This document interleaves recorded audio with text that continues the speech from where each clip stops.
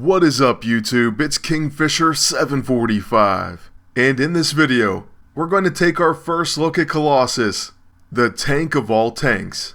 And by first look, no, I don't mean this is the first time we're using this character. What I mean by that is this is going to be a multi-part thing. Speaking of things, our very first team up is going to be a throwback. That's because we're using Black Bolt. So for anyone who remembers the Invincible Thing video, this is sort of like paying tribute. Now there are multiple reasons why Colossus is a fantastic tank, especially right now. Believe it or not, there are also reasons why Black Bolt isn't really a bad team up, and that kind of goes back to our really old concept of ambient particles. But before we get into that, let's talk a little bit about Colossus. The Elite EISO has made bruisers better than ever, and especially a tanky protector bruiser.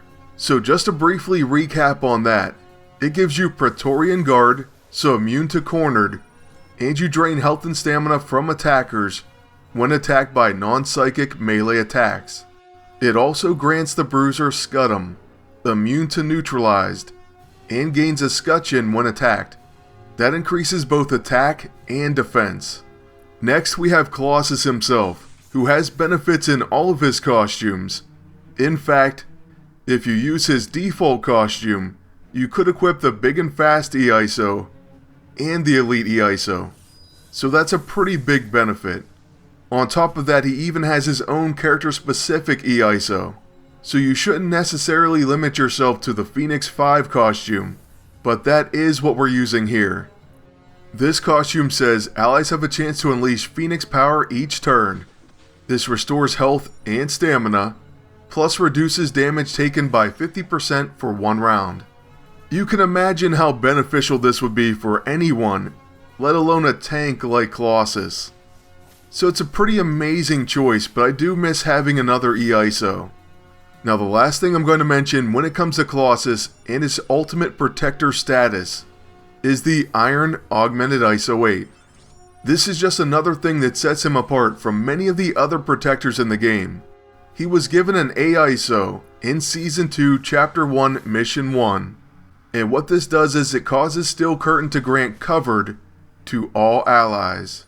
That's right, not only himself, everyone will take 50% damage from all attacks. Obviously, that's going to make a huge difference for your entire team. But just to further talk about our setup a little bit more, like we mentioned, we are using Black Bolt for ambient particles. This comes courtesy of his Electron Harnessing passive, and what it does is grants ambient particles to allies when they attack or are attacked. Ambient particles reduce damage received by 5%, and the effect stacks up to 10 times. You also may have noticed my agent is using the Scroll of Agnazak, and that's because its first function is Indomitable Spirit. Well, that's one of the benefits from it, and what that does is suppresses most effects that prevent or remove buffs, meaning that Colossus can keep all of his incredible buffs from his EISO, ambient particles, and so on. On top of that, we're using the Oni Breaker on him, which makes him extra tanky as well. It says if at 100% health, all damage received is reduced by 75%. Oh, and I almost forgot, we did throw on the Fist of Colossus. It's kind of funny since that's what the whole video is about. But it also gives my agent heavy metal, immune to bleeding, burning, and chilled, and very high crit resistance. So yeah, this team is going to be pretty difficult to take out. When it comes to damage, for now we have thrown on the Signpost, which does conflict a little bit with our quick actions. But we also have Improbability Field, and Atom Smasher of course.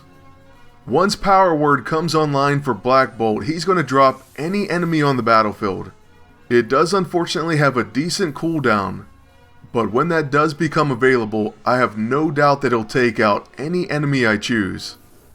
And speaking of that incredible move, I believe it's going to be available right after Heimdall attacks.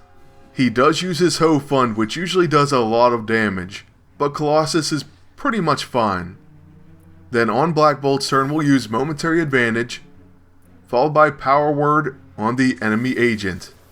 It's a non-crit, but it still drops him 100% to 0, or at least just shy of 100%. We also call out our fellow Inhuman Gorgon, and then we'll try to finish off Nurkot as well. Now besides Atom Smasher and Black Bolt, who's an obvious finisher, Colossus with 10 stacks of escutcheon will end up doing quite a bit of damage himself. So that's certainly another option when it comes to that. Don't get me wrong though, this is not the best team up for Colossus. And that's another reason why we're going to have a multi-part look at him. For one, early on Black Bolt is kind of squishy and may go down. Then you can still win, but it's going to take even longer if you can imagine that. Because this fight's already very long. But one issue you will run into is the fact that most enemy agents are protectors, and they have the Hugin's Eye. The reason that becomes a bigger issue is because there's a lot of unarmed attacks on this team. So one option is use the Blaster Safeguard suit and stagger the enemy agent. So that is another configuration I have tried, and it certainly works better when they have the Hugin's Eye, which is 9 times out of 10. Now typically when I was using this team, the agent and Colossus had high health just like this, and Black Bolt was the only one in real danger of getting knocked out, on average. However, there are certain characters by the name of May Parker who do so much damage that you have to hope you have your Colossus set up before she starts taking her marathon of turns. Another problem included Kurth, who does hit him very weakly. He can take her punches no problem, but her rune explosion devastates him. And certainly there's more than that out there that could cause him problems. But as far as tanks go, he can absorb damage like you wouldn't believe. I actually tried a team with him on defense, I believe last season, and they didn't do that well for me, but that doesn't mean you don't have a chance. You'll just want to play around with your setup and try to tweak it as much as possible. Yes, they may lack some firepower, but the matches may take so long that the enemy agent gets frustrated and quits, which is still a win. Anyways, one other configuration that I have tried, and I know my friends have as well. Oh, by the way, I didn't put Black Bolt in on defense, so I didn't mean that exact team. But Emma Frost has been tried, and she's obviously a rock solid character herself. Usually she can take a lot of damage, and she has a chance to protect the next attack taking less damage because of her diamond body. Then if you have her Eternal E-ISO, diamond body no longer triggers organic recovery, so she becomes a pretty difficult to damage hero herself. In this final match of the video, we're taking on a very offensive team. And even though they try to unleash on us, Colossus remains near full health. He's only going to get a lot tougher with his scutcheon, and now that he has his covered. However, they do use the Blackest Void, which I figured they would. But at least that's now out of the way. So on our agent's turn, we're going to use the Signpost. And we've equipped the Satellite Support to give ourselves Scanner Sweep. This is just something I was thinking about, and I was even going to equip Heimdall as a teammate, and I still probably will. But it's supposed to make attacks not stealthy. On Psylocke's turn it doesn't matter because she shields the enemy agent. Then with Emma, we're going to unlock Potential, then use our level 9. We could Psychic Tap Quicksilver and we know he's going to take damage, but I prefer to start with Mental Trauma. Plus it applies Weak Mind because of the maddening A-ISO, and so that's going to increase damage of future psychic attacks. Now Quicksilver, unfortunately he's going to attack whoever he wants, and there wasn't anything we could do about it. But hopefully he hits Colossus again. That Vortex Lariat will do it, and even after all of this, Colossus is at 100% health. We also get to use Steel Curtain again, and he has a Scutcheon times 5. Following this, we're going to use his level 9, and typically this will do quite a bit of damage on the enemy team. That is, after we're buffed. So there's his Colossal Smash, which works out well, and it bypasses Hugin's Eye, by the way. And because of that, he takes some very weak attacks, and absorbs even more energy. Unfortunately, the enemy team's going to use a Light Fantastic, but on our turn, we're going to use the Signpost, and then we'll take away Mirror Reality. To be honest with you, I'm fully expecting Emma to end it with a level 9. But since we're using the Blackest Void, we can't use the Light Fantastic ourselves.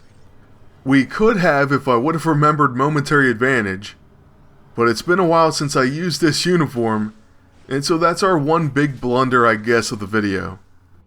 If you made it all the way to this point, don't tell anyone about that. By the way, Emma surprisingly gets taken out, so it's going to be up to Colossus to end it. And you know what? That's fitting since it is his video.